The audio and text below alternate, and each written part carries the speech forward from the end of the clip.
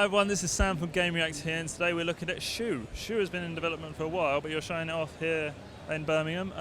What are you showing off? What level are you showing? So we're showing the third level from the first world because it allows us to demonstrate all the villager abilities, Shoe's abilities, and the storm, which is kind of the generic formula you find as you go throughout the game. Each world will have a different cast of characters, which gives you different abilities, and you'll encounter the storm at various points throughout the game as well. We've seen here that a lot of people have been trying to speedrun and beat the time trial that's been set behind us. Is that an aim when designing the game? Was that the aim of designing the game, the speed of it? Originally it wasn't. We experimented with it like later in development. It was around about EGX time last year, and we trialed it. So we did a time trial tournament basically at EGX last year, and we saw it went down really well. And we started thinking this could work for the entire game, introduce leaderboards, makes people have a competitive edge on Steam and PSN. It did, and that's when we decided to delay the game, and that allowed us to kind of really bring it up to standards and create something we're proud of. But it also allowed us to roll out speedrunning throughout all levels as well. As we mentioned, Shoe's been in development for a while. Is everyone happy with where it's at now? Now we are, yes. Last year we took out what we didn't like. We kept what we did, and then just iterated on it and overhauled the entire art pipeline as well. Cool.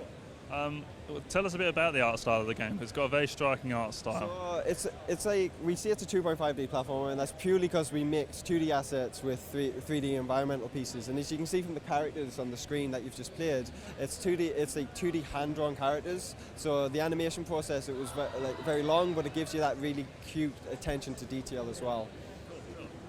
What other forms does the gameplay take? Because we've been swept away by winds, we've been gliding, we've been jumping. What else is there in store?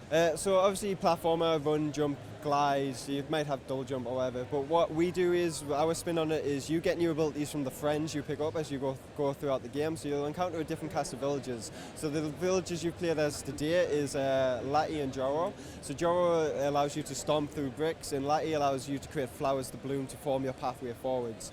Later on in the game you'll encounter stuff like water walking, double jump, you also get wall jump, and there's one that slows down time as well. Apart from the speedrunning aspect of it, what's the feedback been like from here in Birmingham? It's been really positive. People love the art style, they like the really cute characters, and they also like that competitive edge. Like, they get obsessed with the speedrunning aspect of it. Yeah, right. But a lot of people say when they don't pick up the little timer at the beginning for the time trial, they like kind of the calming nature of it, and then that shock you get when the storm starts chasing you. So what are your plans for the future post-launch?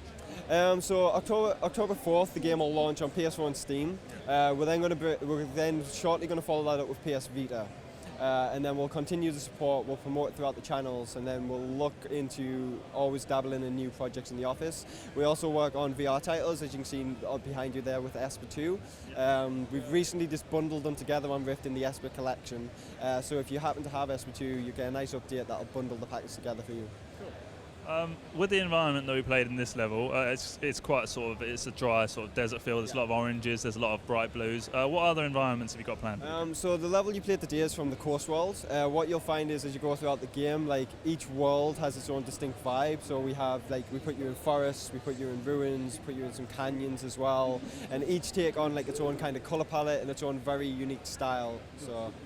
And how much content does the campaign have? The campaign is five worlds long, average of 3 levels per world, and the final level is kind of what we like to look at as kind of a gauntlet.